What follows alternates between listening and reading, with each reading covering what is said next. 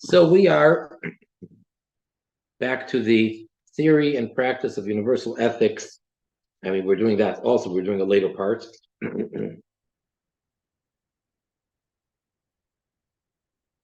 um,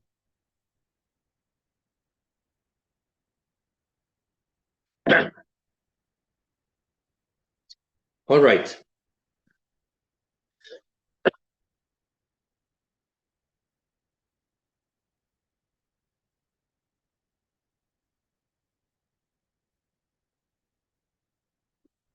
We're going to start with page 15, chapter 1, the soul, the human being in the image of God. It gets very philosophical. The first part of this book is the psychological, the spiritual aspect to the divine Noahide commandments. And the later part of the book, the second part of the book, is where it becomes legal and technical. So this book is really a combination of both. Now, the beginning of the book, where he's dealing philosophically, so as we'll see, he makes references, many of them, to various different philosophers and from different cultures. And for those that study philosophy, you're probably pretty familiar with what he's saying. Goes all the way back to Aristotle, and then to more recent ones. And as we'll see, I think for the most part, his approach that he appreciates most is that of Viktor Frankl. And Viktor Frankl is the author of Man's Search for Meaning. Viktor Frankl was a Jew, a Holocaust survivor, and he studied under Freud and then pretty much rejected the Freudian approach. And let us see what Rabbi Dr. Shimon Dovid Cowen has to tell us. Chapter 1, the soul, the human being in the image of God. Overview. Now remember, he's writing this for non-Jews, for Noachites. This is not addressing the Jew who has what we call a neshama. It's talking about everyone. The very beginning of the discussion of the theory of the Noahide laws needs to address the fundamental questions.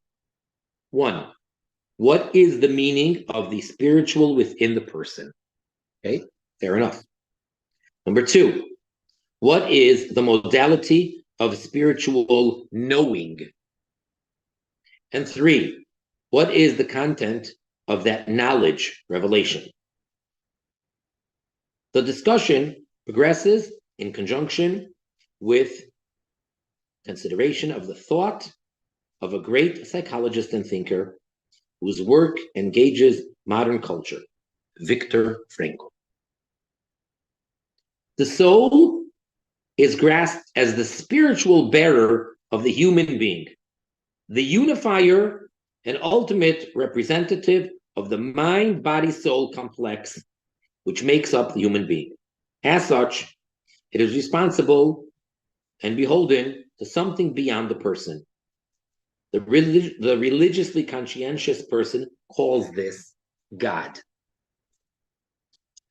So when you ask someone, who are you? And a person says, I want, I feel, I think, I need. Who exactly is the I? So this is what we're calling the mind, body, soul complexity. And therefore, it's really self-explanatory. So even if you don't want to refer to Hashem or God, but if that sounds too religious for the person, but there still is the higher being, which is the authority that we have to answer to. The soul's knowledge of God is ultimately non-cognitive. It sees the manifestation of God, whose existence transcending the inner worldly domain in which intellect operates, cannot be established by intellect. All right, so it's very important. Basically, using our mind, using our logic and our understanding, we're coming to a point that the mind comes to the conclusion that there's something beyond our understanding. Intellectually, we must say that there's that which we cannot intellectually grasp and perceive. Beyond that, the soul is fitted for recognition of the divine attributes, inasmuch as these attributes, in a reflected degree, also pertain to it. This is the meaning of the biblical statement, the human was made in the image of God. This knowledge, as affinity, is actualized in the imitation of God through conduct of the Noahide laws. In other words, we, the human beings, have different levels of our mind, of our understanding, and different levels of our emotions. All of those are a mirror image. They're a down chain result of the way that it is, so to say, by God. And that's what it means when it says that God says that man is being made in the image of God. And the way to tap into that, if you're not Jewish, if you are a Noahide, which means not someone who necessarily belongs or is a card-carrying anything, any human being that is not Jewish is a Noahide. So for that person to observe and lead their life according to these laws, that is how you tap into, and that is how you can relate and then know / feel the divine. The conduct of these laws is specific and concrete. The knowledge of these laws comes from the Abrahamic tradition, which starts with Adam and Noah. Okay, so even though we're calling it Avraham, but as we discussed, according to the most accepted opinion, the 6 of the commandments were originally given to Adam, and they were reinstated to Noah, plus the 7th one of the limb, not eating the limb from a living creature, but takes its authority from their reiteration as part of the revelation at Sinai. Meaning, as we've discussed in other previous classes, that now the reason why and the source of authority for why the non-Jewish world has to keep these commandments is because they were given at the revelation at Sinai when God gave the Torah to the Jewish people. There he gave through Moses, through Moshe Rabbeinu, the 7 laws, and that's when the Jews were charged with the obligation of getting the entire world to know and keep these 7. So it wasn't brand new in the sense of you didn't have to reintroduce them to the 7, because as we said, they go back to Noah and even to Adam. But the reason why now they are obligatory, very important, as we've discussed at length in other classes, is because they go back to the revelation at Sinai, which is obviously many years after Adam, Noach, and Abraham. In that the major world religions relate to these points of origin, they are already prepared for a focused resonance with the universal Noahide covenant at their root. So the argument he's making is, in essence, it really isn't so difficult for a person coming from almost, or at least from the major religious backgrounds, to tune into these And of course, what we really want is for them to leave the negative or inappropriate or wrong part of that religion, which practically speaking may be over 90% of that religion, perhaps. But the point is that the root of their religion, right, everyone agrees, goes back to the Bible, which is the Tanakh. So whether a person is Christian or whatever branches of that, or whether the person is Muslim or whatever they go back, starting point, to the Old Testament, the Bible, the Tanakh. The soul, the spiritual bearer of the person. Now, okay, he's going to speak for himself, so let's just read what Rabbi Cohen says. We have chosen here, alongside Noahide theological discussion, to invoke the philosophical writings of a great, though in the long dominant milieu of a materialistic Freudianism, lonely writer and psychotherapist, Viktor E. Frankl, the great counterweight to Freud in terms of returning the integrity of the spiritual to the person. Frankl began as a student of Freud and subsequently left his teaching. His book, Man's Search for Meaning, based on his own physical and psychological survival in the concentration camps, was one of the 10 most influential books of the 20th century, according to a survey of the Library of Congress, which presumably is pretty accurate, at least for us Americans.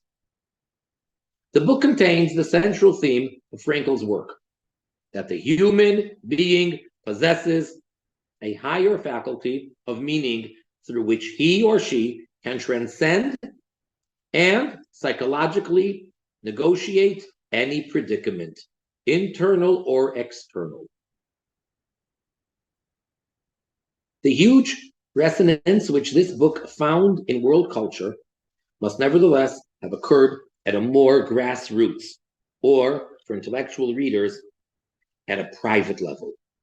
For during his life, he passed away in 1997, its doctrine did not find wide dissemination and acknowledgement in public academia and psychotherapeutic practice. Some have argued that it did have an influence that is a vital source of whatever consideration of personal meaning there is to be found in modern psychology. This, however, did not extend to granting his work commensurate recognition in its own terms and integrity. The paradox of its resonance and yet its failure of public influence in influential circles attests to the phenomena of the repression of the metaphysical need of which Frankl spoke. And he actually, I think, was kind of depressed that it really wasn't so accepted and all that. His last years, he was pretty much really just, it's kind of seclusion.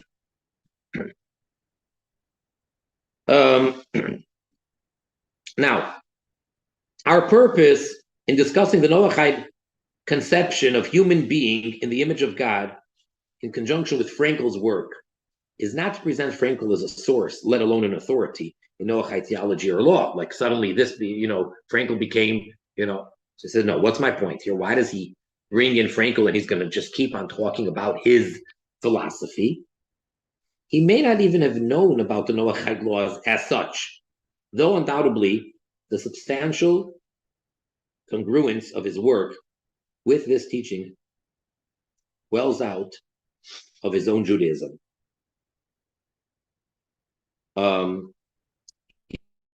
Yeah, Viktor Frankl was definitely a believing Jew. He believed in God, and he had very strong connection to his Jewishness, to his Jewish roots. Although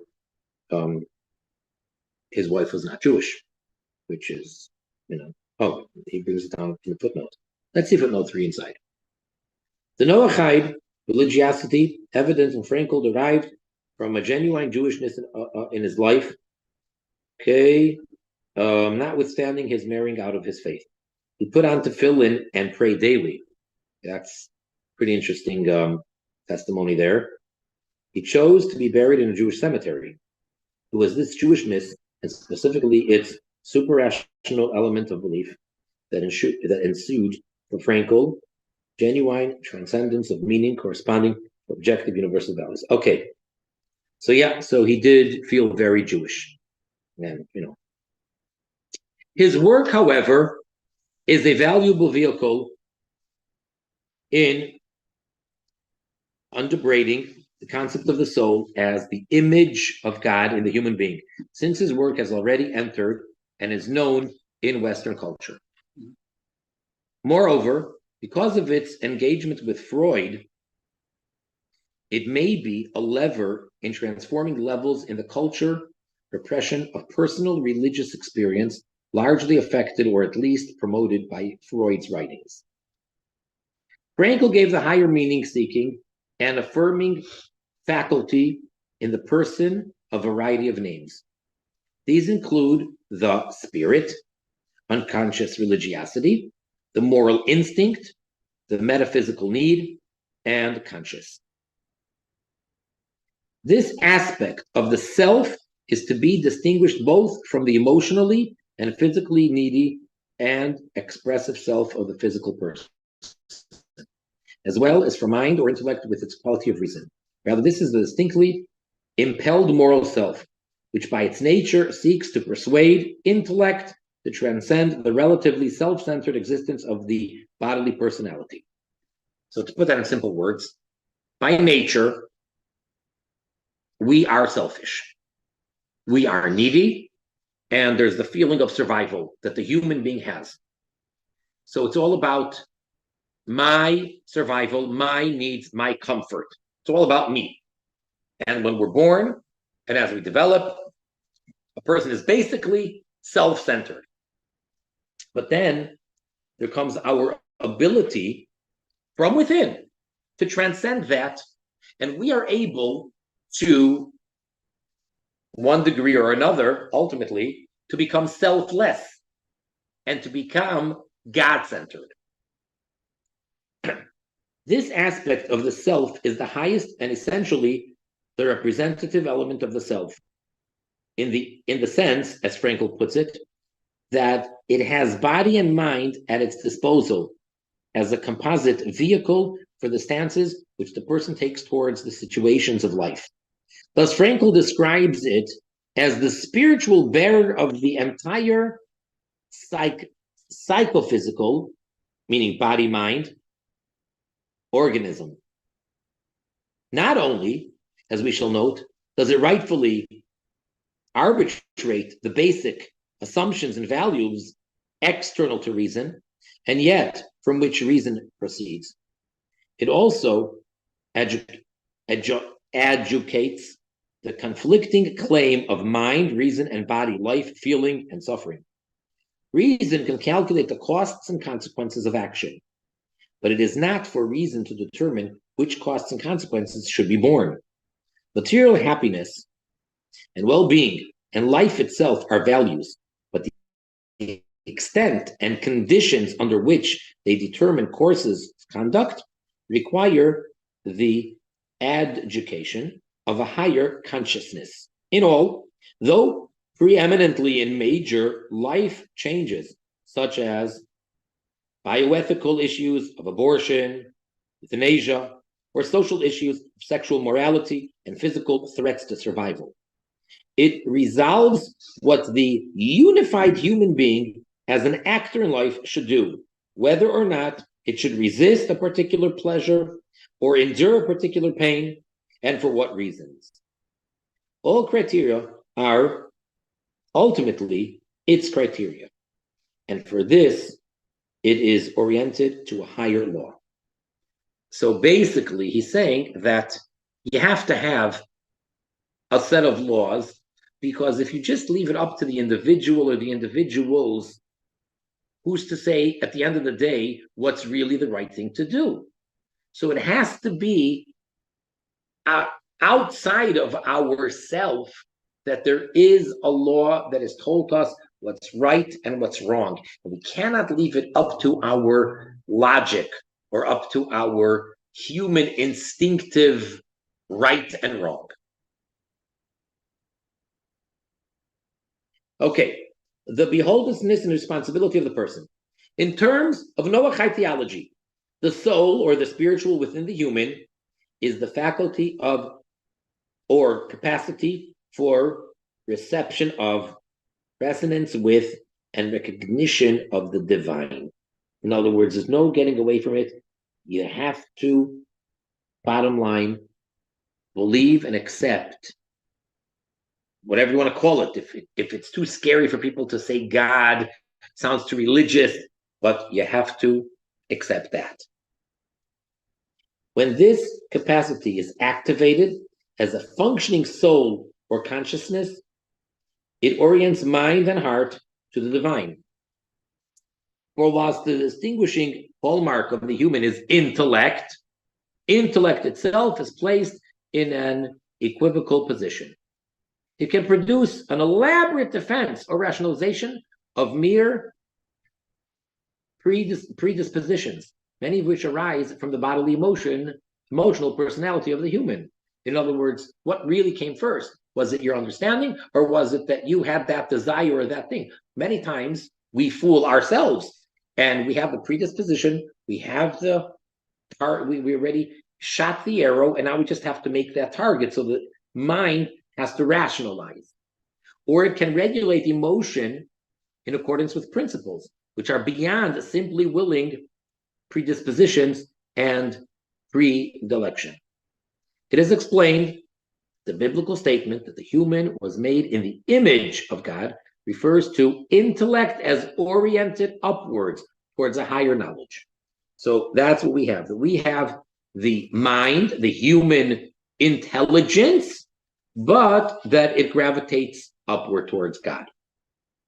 This is also the humility and integrity of intellect, that it knows that it cannot verify or ultimately validate the first principles or even the style of reasoning with which it is to work, and that these principles come from beyond its own proper domain. So again, true intelligence mandates that there is beyond understanding. The mind itself comes to that conclusion that there's that which I cannot understand, not just I cannot, but it is beyond understanding. Frankel spoke further of this higher self as being the central reference point and resource for human responsibility.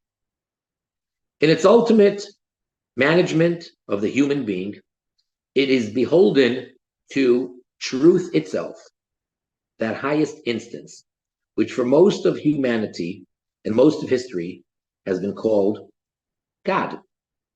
In Frankel's words, in responsibility, the goal of human freedom is also given to what a human is free, for what or against what he or she decides.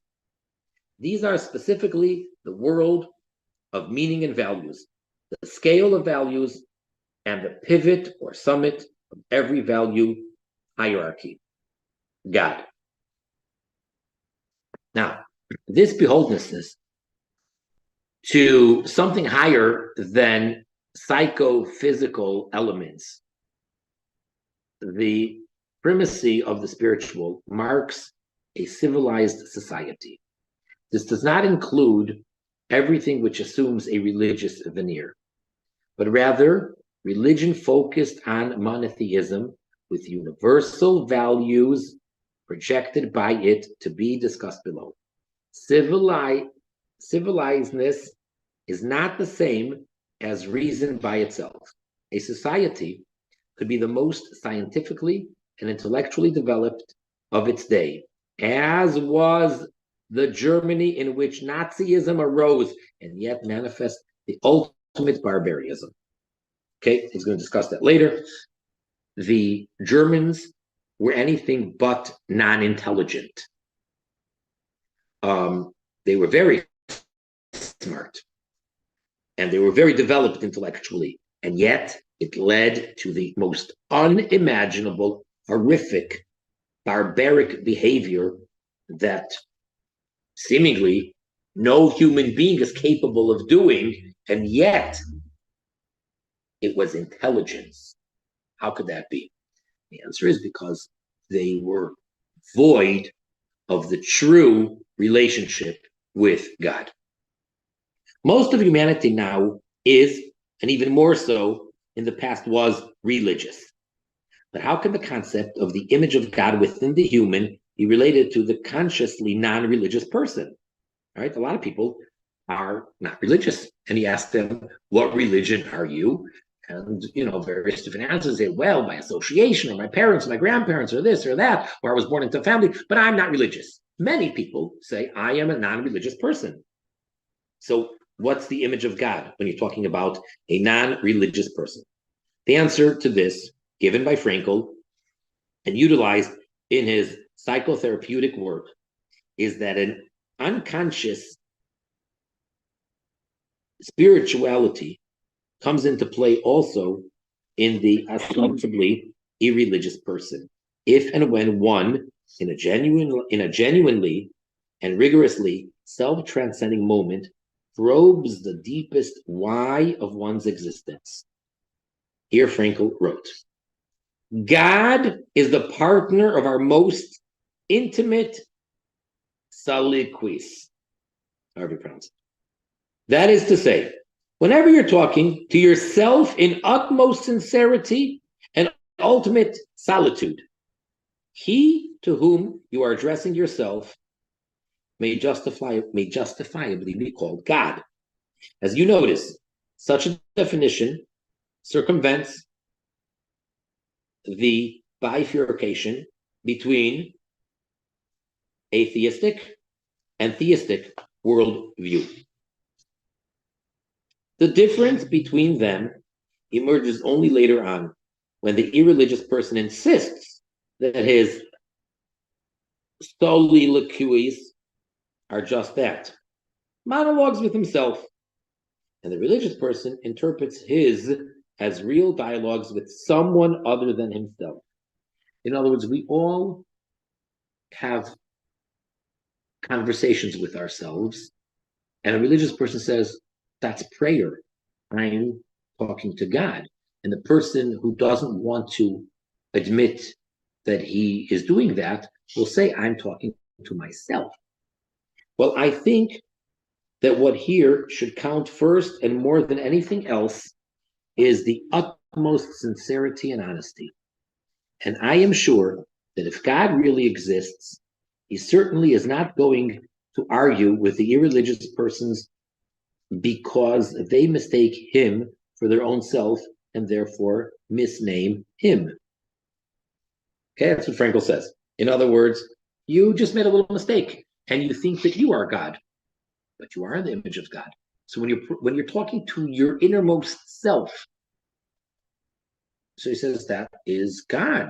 And just because you don't want to identify it as such, but that is what you're doing, which is a very interesting observation or conclusion of Frankl. Frankl has also written that the non-religious individual who has sought meaning at a level which genuinely transcends the claims and interests of the sides of the psychophysical organism is in fact en route to God without having come to the terminus. Okay, so now we've made a point, again, all based on Frankl, which obviously this is what he is holding by, that pretty much everybody believes in God. Even the person who claims, honestly, that he's irreligious and an atheist. Now, why is there such resistance for the person to just admit, if he's an honest person, why can't he just admit that he's talking to God? And his innermost self is, of course, the source of everything, or the source of himself, or the one that can solve any of his issues or any of his problems. Why do so many people, why are they like afraid to admit that? Why does it have to be a religious person who believes in or uses the terminology of God? So the answer to that, many have given a very simple logical answer, which is that that would obligate them, because it's not many steps away from having to obey a set of rules. A equals B, then B equals C. And that means A equals C. Meaning, if I believe in God, well then, I have to answer to that higher authority. And if there is a way that we know what he demands of us and all of his commandments of do's and don'ts, then I must obey what he says. So because what it leads to, your feeling and therefore your intelligence is going to stop you short before you get into that trouble, before you go into that, whirlwind of getting trapped into becoming a religious observant person. So it says, stop. I don't believe, or I'm not sure, or I question. And therefore, once I don't even, get to first base. So that's it. I'm safe. I'm good. That's an explanation as to why many people don't want to accept that they are religious, because that means then that I belong to a religion and I need to observe God's word. Okay, let's do another piece. I know it's getting a little bit late. Let's go on to the next piece. The soul's knowledge. Okay, that was another question that he said we have to deal with. So far, we have basically defined number one, which was what is the meaning of the spiritual within the person, and that is basically the image of God, which is within oneself, and that is the God within oneself, and that is the person who you're speaking, that is the individual, that is the one that you are speaking to when you really are speaking to yourself. Okay, we're not talking about just superficially when a guy says, "Oh, I'm just talking to myself," or thinking out loud. We're not talking about thinking out loud. You understand? We're talking about really having a deep conversation with your inner self. Okay, number two, the soul's knowledge, seeing or recognizing the divine. The soul, as distinct from reason, makes no philosophical investigations into the existence of God. Okay, it's not that the soul needs to prove the existence of God, for God is not within the field of empirical, or what Frankl calls ontic reality that reason inhabits. Of course, your rational scientists and all that, they have a field day with this approach so far, and they say that's just a cop-out, because since we say everything has to be explained and proven scientifically, so you're saying, well, he's beyond that, and you just made a leap of faith. But they're the ones that are really stuck and are not ready, because God truly is not limited by intellectual investigation and understanding.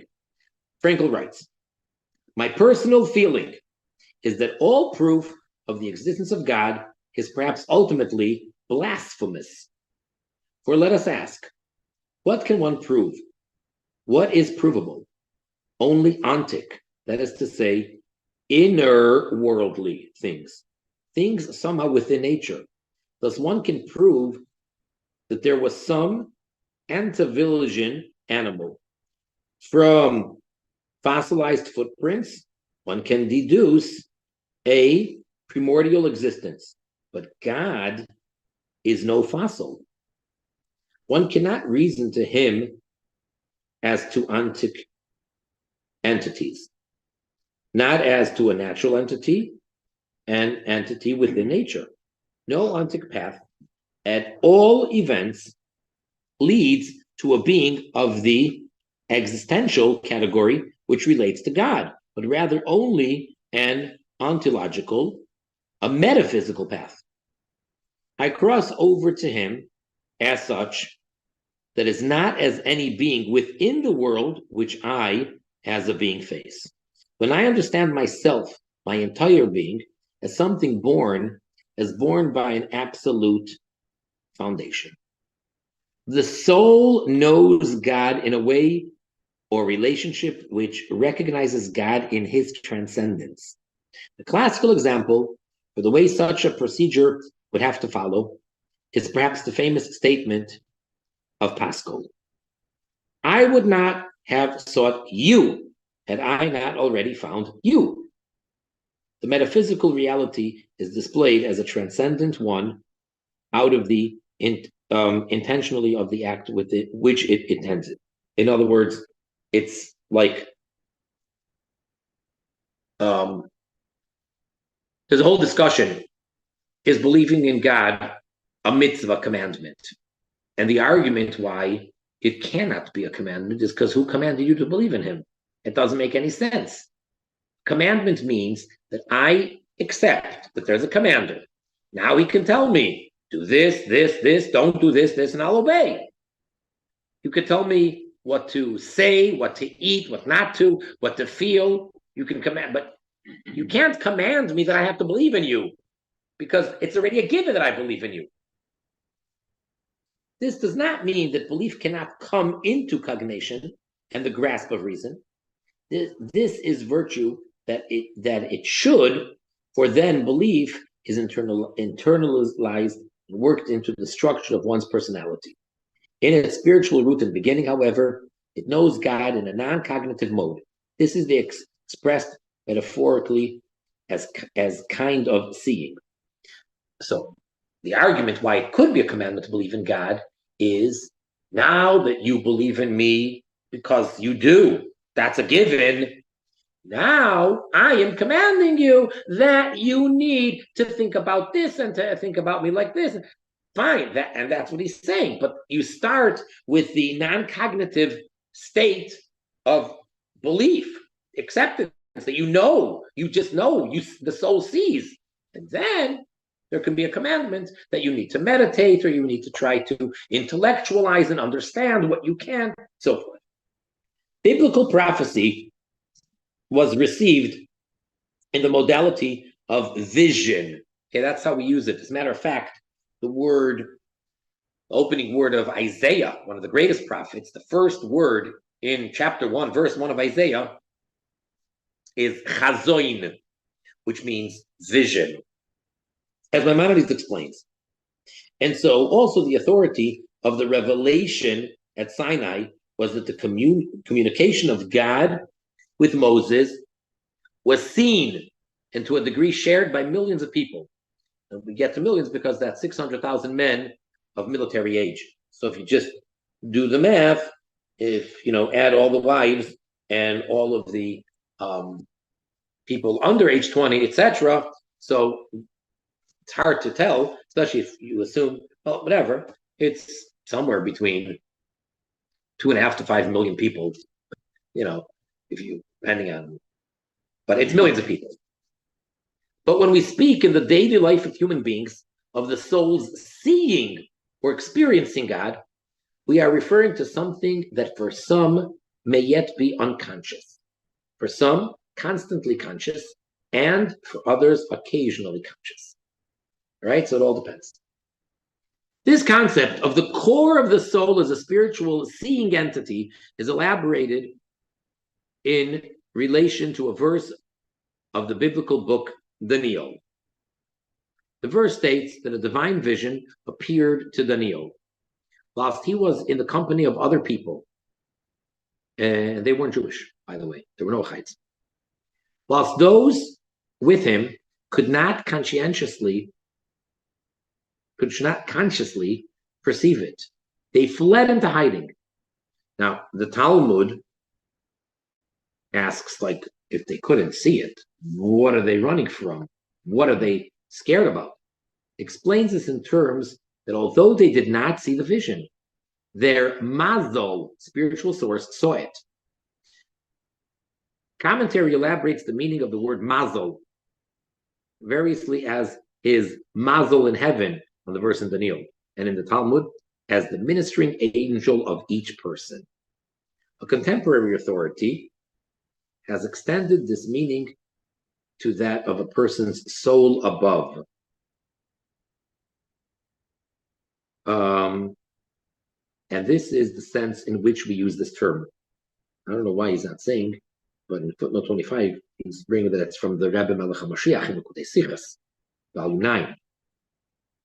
Anyway, means to say it's not just your angel, but there's the part of the soul that is in the body, and then there's the, so to say, it's connected. There's the soul itself, which did not descend into this physical world, into the human body. The source of the soul is the actual soul. So when that is able to see lots of spiritual things, and so then sometimes it can have an effect in one way or another on the soul and the body, and you don't even know what hit you and why you suddenly felt, in this case, it would be a panic attack. Like, why did these people suddenly get this panic attack? They don't know. They have no idea. And it is simply because there was a great revelation then, and their soul, not the part that's in their body, saw it and got so affected that it had the effect on the soul in their body. Now, the fact that, as explained by the Talmud, the people with the prophet Daniel were Jewish seems to make no difference. This concept applies to a human being in general. I'm sorry. I take back what I said before. They were Jewish. Sorry, my mistake. But we are applying it that it could be for a non-Jew as well. It is this mazel, the spiritual root of the human being, which recognizes godliness. And the moment of prominence of this manifestation palpably moves the person in response to it. The issue is the extent to which the receptor of the soul is sensitized through spiritual practices or exercises, or catalyzed by crisis. As the famous thing, there are no atheists in the trenches, or as they say, a foxhole, that there's no, or activated by a sudden humility or gratitude, which brings this experience into consciousness and action. Ideally, a person should stably do what is required to habituate this consciousness. In other words, it is within our power to do exercises called spiritual exercises to make ourselves more aware on the conscious level, because subconscious we have it. So it either can happen to a person like all of a sudden in a positive or in a negative way, when something is completely overwhelming and you don't have the vessels for that, and suddenly, wow, so that can suddenly emerge and you feel it, or like in that story, or a person can work on it constantly and try to make himself more in tune. Okay, I think we're going to have to now, at this point, take any comments, questions before we go any further. Anyone have anything to say about anything that we read so far today? James Costno. Hi, Rabbi Turn. Hi, Bob. Years ago, and for the audience, we might need to clarify a bit, but raise your volume. Oh, 1 second. I don't know if it's your end or our end. It could be my end. Can you hear me okay? Go ahead. Oh, years ago, you read from the Siddurim Doc. I asked you if you could kindly read to translate for us from the Siddurim Doc about Hasidu Mot Olam. The rabbi that's writing this is talking about the exact same thing, which is about the animal soul and the Noga. And I don't know how many people here are initiated into that kind of language, but the Noga and these visions rather than seeing, Echaze versus Re'eya. Does that make sense? And in the Siddurim Doc, we read from the gates of the holiday of Matzah. Right. And it was talking about Hasidu Mot Olam, and like preparing the seichel, and how Hasidei Mot Ha'olam can contemplate on Yesh Ma'ayin, and that there are 3 levels, and that was like the lowest level. And it's very cool because this rabbi who's writing this book seems to prepare the human soul that can see things through the Noga. What are your And thoughts on this? very interesting that you mentioned that. Thank you for bringing that to my attention. And I'm not sure, but I think that what Rabbi Cohen, is professing to present, that actually every human being has it within his own power. He has the capability and the choice to move, even if he's not naturally there or born there, to become from Chasidei U'Masailam, which means spiritual. That's the technical term, which spiritually means to shift to the klipa of Noiga, and then everything that you were alluding to. Yeah, I'm working this theory out where people can make the shift with a nefesh elokis. I think I got that down. What I don't have clearly is making a shift between how do you reveal an animal soul to be from the klipas tameus, the complete impure klipot, shifting them over to klipat noga. How do you make that shift? And if you can, I have yet to read anything on that, or do you know? Well, not really, except for the couple of sources that we have. The main one that you just mentioned now, and then there's Rabbi Hillel Parcher's explanation on the Mitzvah Rebbe's, Sefer. Let me try to perhaps oversimplify my thought. Basically, if and when a member of Umay So'ilam, a non-Jew, chooses to, I don't want to say become a Noachite, because as I said, really everybody is a Noachite, but to accept the 7 Noachite commandments with all of their details, because they were God-given through Moses at Sinai, and he does so successfully. That person now, which could be anybody, has actually chosen to change not their nefesh, not their soul, but the relationship and the channel through which it's getting its vitality. Let me give you a simple example with something which I am more familiar with, or it does say clearly. The physicality of this world, and I hope everybody can follow what I'm going to say now. Every single physical item that we have on the planet,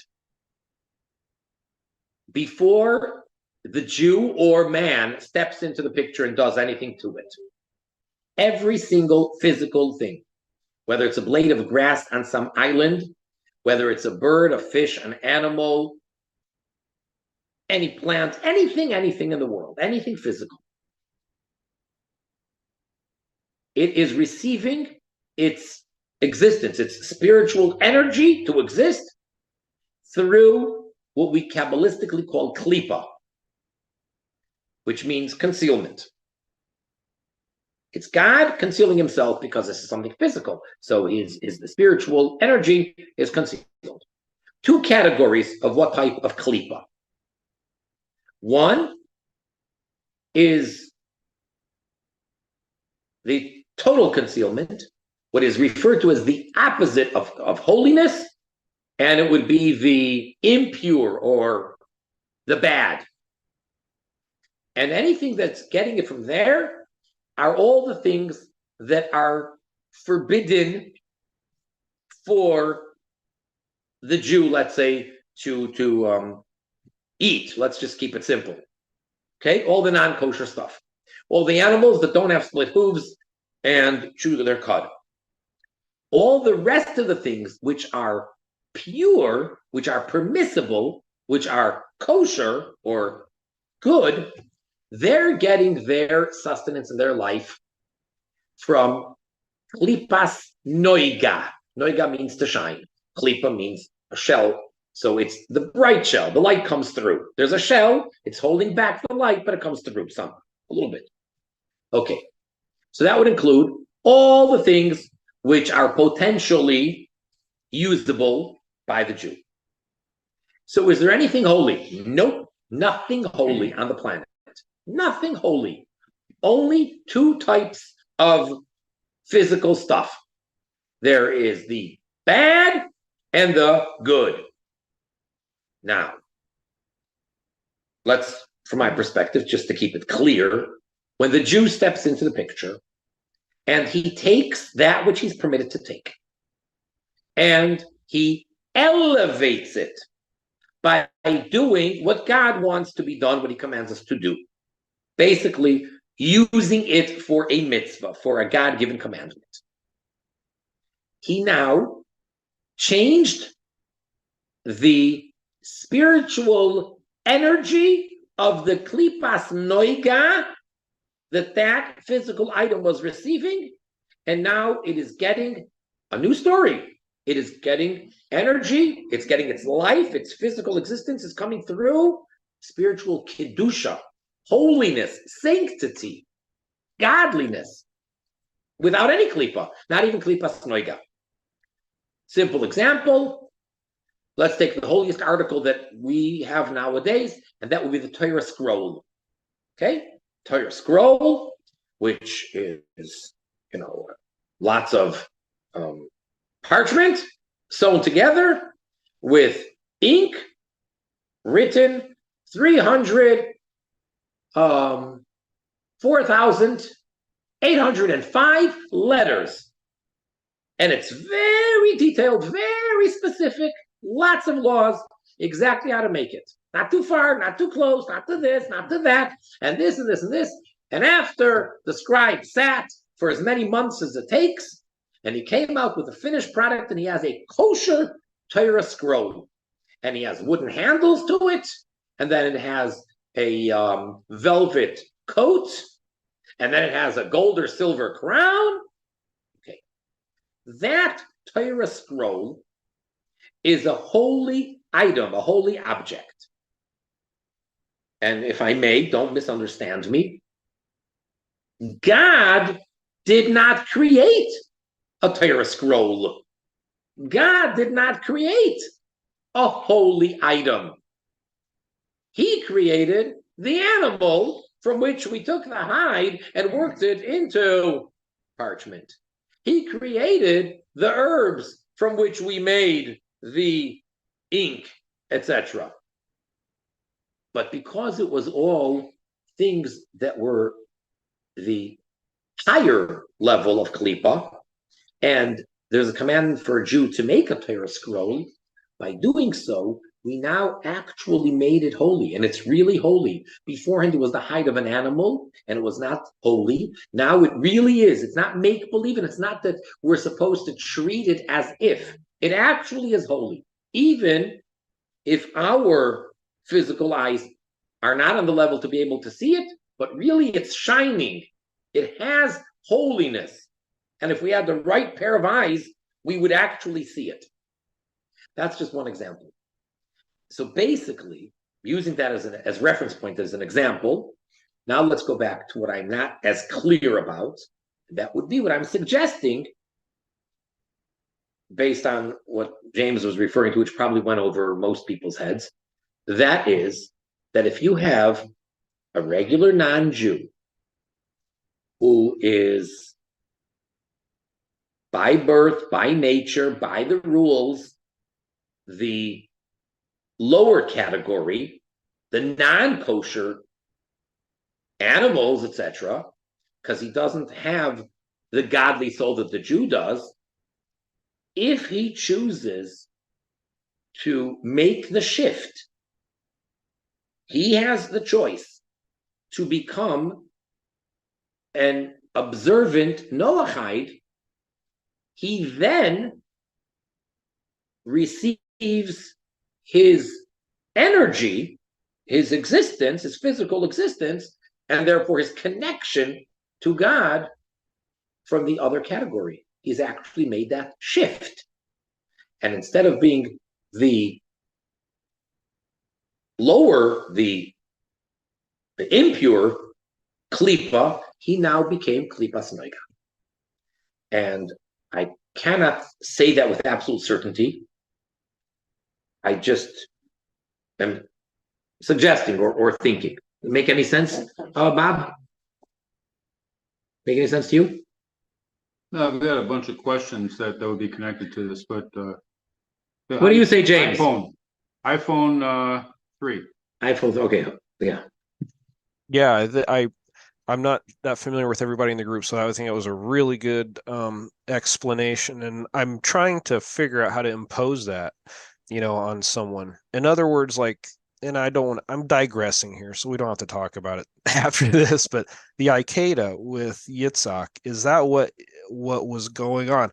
Was Avraham trying to get Bittul for Yitzhak, basically, so he would see beyond himself? Interesting. Well,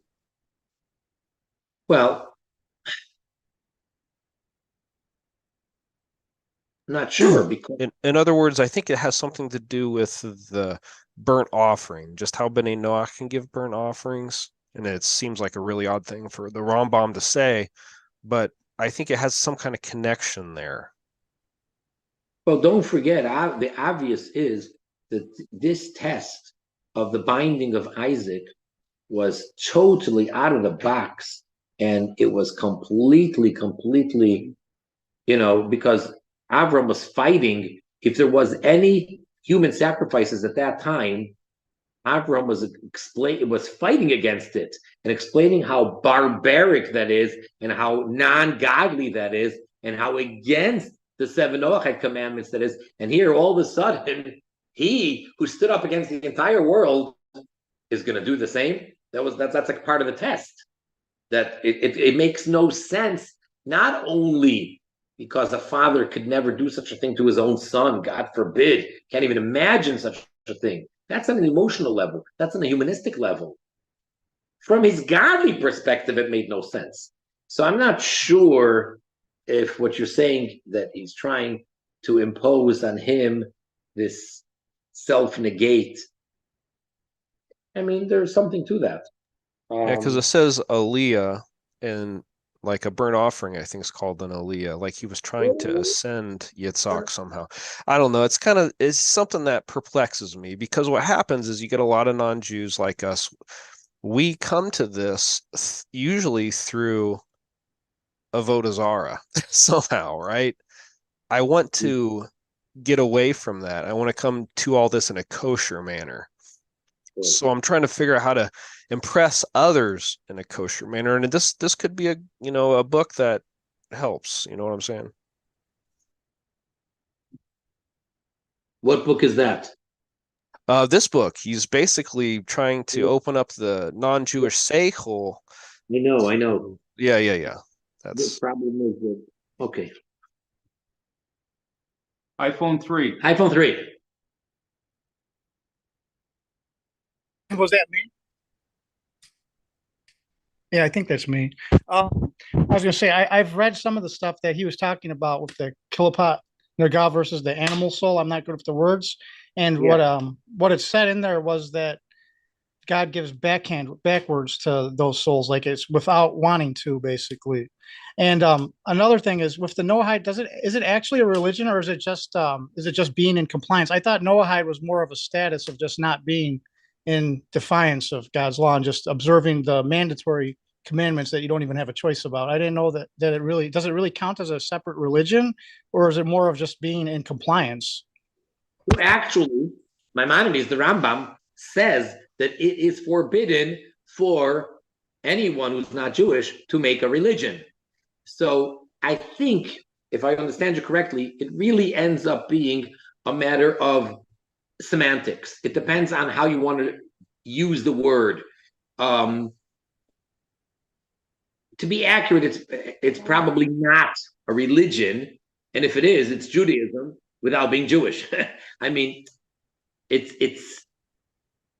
I don't know how it depends how you want to use and define the word religion. You are serving and worshiping the one and only God of Israel or God of the universe. So is that a religion? It sounds like religion. As soon as you say, I serve God, I worship God, it sounds like you're a religious person.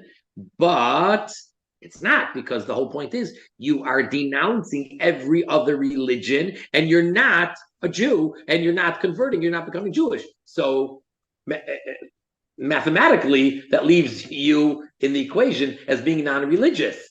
If I'm rejecting categorically every religion, and the only religion that I'm accepting is the Jewish religion, which I'm not part of, in the sense of being a member, well, then I'm not religious. It could be said we're following the one true religion. Okay, does that make you religious? Depends on who you ask. Okay, so that's what I'm saying. It all depends how you want to use the word. Whatever you feel more comfortable using, I think, as long as you mean the right thing, that's fine. Aaron. Yeah. Okay, so Rabbi, you were saying that when one embraces the Noahide path, this Klipot Noga is a shell, you said.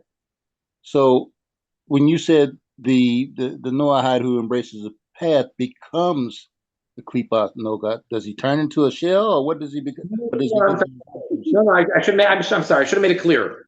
The terminology that we're using for this kind of a shell and that kind of a shell is it's we're using words that we have a certain definition, are familiar with, to explain a certain divine path and flow of energy. Nobody is this klipa or that klipa. Those are the channels through which the spiritual godly energy comes through. So let's say a kosher animal, such as a sheep, it's not klipas noiga. It's receiving its vitality through klipas noiga, hence we call it klipas noiga. And the non-kosher animal, let's say the swine, so it's not the three other klipos, it's receiving its life through them, hence we call it the three impure klipos. So same thing with a person. I'm saying the person has he has control, that's what I'm suggesting, control over which type of energy, which category he will spiritually fit into. Okay, one more. You were talking earlier about talking to God when you're speaking to God. I mean, just to have a normal conversation with Him. I think that at some point one would question their sanity if they start having a real genuine conversation here. But when you said that there's this internal piece of God that's able to connect, I'm wondering, is that actually guiding someone when they're talking to Him, or what? How would you, I'm asking you, Aaron, how would you define tefillah? Or I guess in English they call it prayer, but I don't know English. How would you define prayer the way that we use the word? I would define it as talking to God. Okay. However, here, and you're right, 100%. The men of the Great Assembly, they decided, for the Jewish people, to make a formal text, in addition to whatever you want to say to him. But because people weren't able to articulate it properly, so they did us a favor, and they made the text of prayer, pages after pages after pages, that developed into what it is. That's talking to God. Now, can a person also, in addition to that, or at a different time, pray without any text? Of course. It may not be halachically called prayer as far as the rules are concerned, but the guy is talking to God. And for that matter, a Noachide who need not, you can, but need not stick to a certain text, can he talk to God? Of course. So we're saying talking to yourself, he wanted to make the argument that when a person is truly talking to his inner self, that's talking to God. That was the point. My thing is when he believes he's receiving an answer, is that a good thing? Uh-huh. That's a good point. For most of us, I think it's fair to say that we are not at the level to actually hear, whatever that means, or, it doesn't have to be with your ears, hear an absolute clear answer. So if you're asking a yes or no question, I wouldn't say that your No, gut. it's just a probing question. So it's not yes or no. I kind of want an understanding of where this is all going with that part. That people have a concept of a communion. There's a concept of every person talks to God, even if they're unaware of it and if they don't want to admit it. That's his point. In other words, it's not like, oh, you want to become a Noachite, so then you have to. No, first of all, you have to be aware of what you are doing already. That's kind of his point. What does it mean you're in the image of God? What does it mean you know God? He says, guess what? Everybody does. That was his point. That brought into my mind the idea of language. There are all these different languages. Everybody's going to speak to them in a different way, in a different context of understanding, I guess, from their language point of view. So, all the Noahites, 72 nations running around. Where's the common denominator and where you can talk to God? He understands all languages, that's fine. But I think we're even going deeper than a language. It's a person's self. It's beyond your language of communication, because you only need language to communicate. Whereas when you're talking to your deep self, namely to God, you don't need a language. It's deeper than that.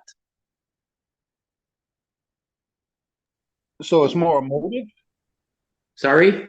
More emotive, or is mental, emotive, and those two kind of move around in there a little bit, I think. Whereas part thought, and then the other part is this emotional thing. It's your deep psyche, your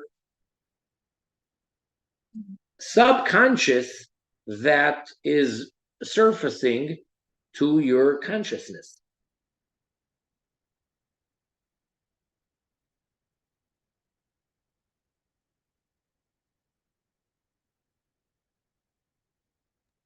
Okay.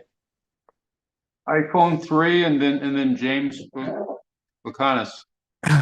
Now, another question that I have with regard to this. Now, if you're Noahide, or like me, I have, like, my son's Jewish, like I have some Jewish family in my circles and stuff. And if you're what would be considered, if you were Jewish, a Baal Teshuvah, which is when you have a lot of when you sin badly and you're turned around and you learn to fear God. How does this work for somebody that would fall in the Noahide category? Like when you're repentant for a lot of stuff and you want to be able to set up like a Jewish household for my son, for example, my oldest son, my ex-wife. How does that work out, being like the natural fear of God? Like if you learned, like you've been through a lot, like you go to jail and you're in trouble, and then you learn to fear God. How are you supposed to work with that? Like, is there any precedent for that? Does it have anything I could go with on that? How does that work? Well, yes, but you're actually asking a very personal question. And I mean, this is not really the forum for it. Basically, it's as you say. I mean, if your Jewish son lives with you, so then you would want to accommodate him by having a kosher home. That's the basic thing, and allowing him or supporting him in whichever way he needs, like for the keeping of the Shabbos. But almost ironically, or it's after the fact, almost funny that the non-Jewish father in this case would be able to assist as the Shabbos guy for the kid. But there's lots and lots of details. Just one detail, but trust me, it like almost doesn't end the amount of questions that can practically come up. So let me just give you one example. If you're gonna ideally kosher the home 100% kosher, top-notch kosher, separate dishes. He's not home yet. I'm waiting. I'm saying I'm speaking theoretically or towards the future.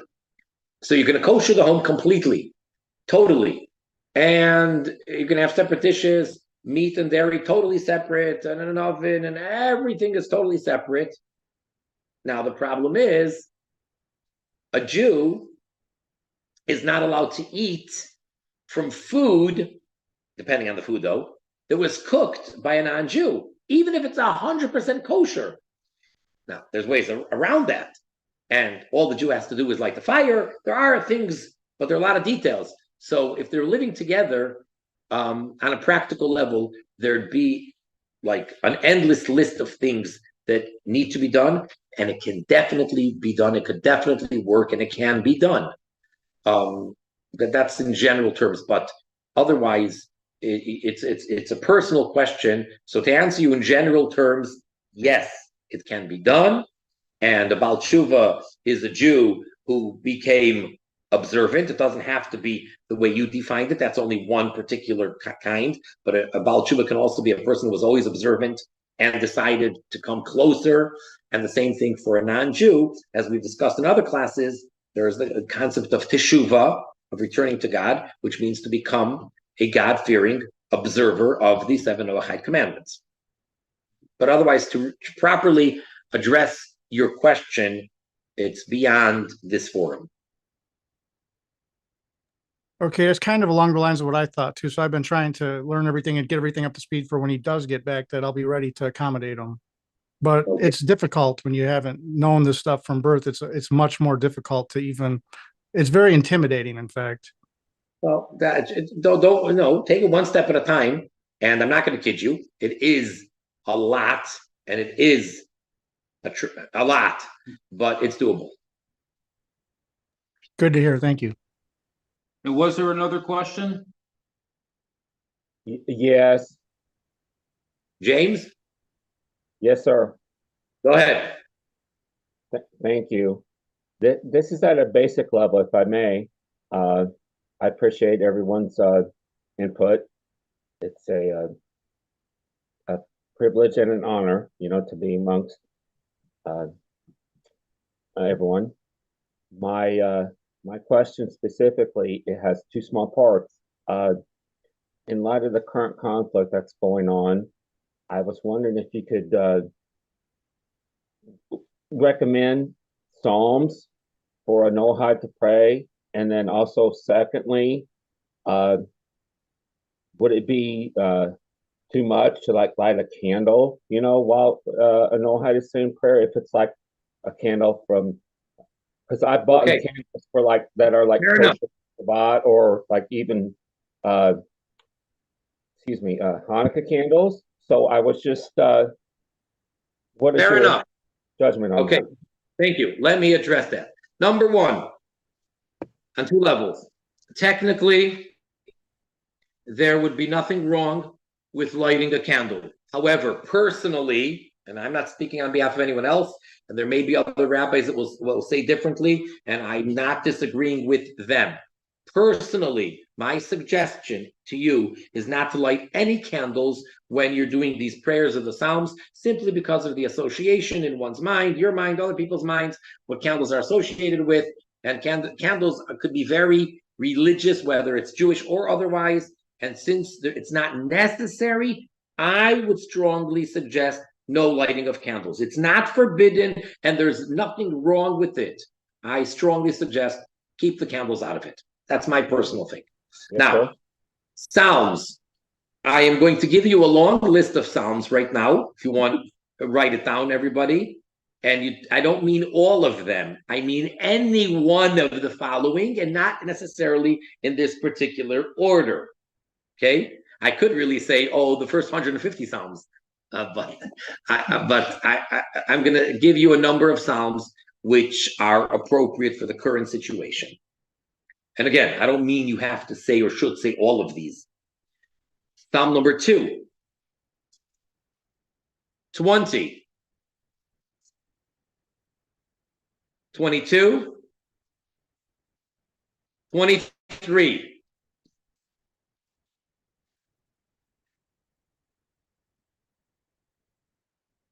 69. Sounds like a football game here.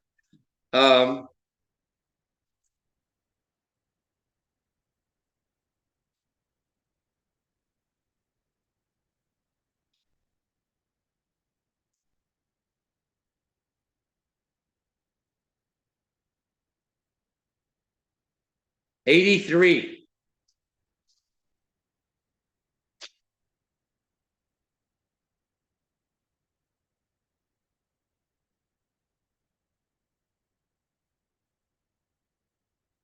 121. 130. Sorry, 122 as well. 121, 122. 130. Also, sorry, 79.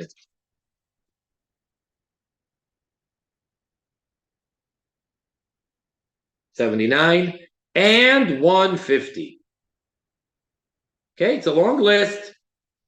And either pick one of those or rotate, however you want to do it. Those would be the best. Thank you, Professor. All right, we are way over time, and we don't have class next week. So we are looking, please God, in 2 weeks. What's the date? Whatever it is. Okay. 16, maybe. Okay. Everybody, wishing you all the best. We should hear only good news with the ultimate best news of Mashiach now. Amen. Amen. Good night, everybody.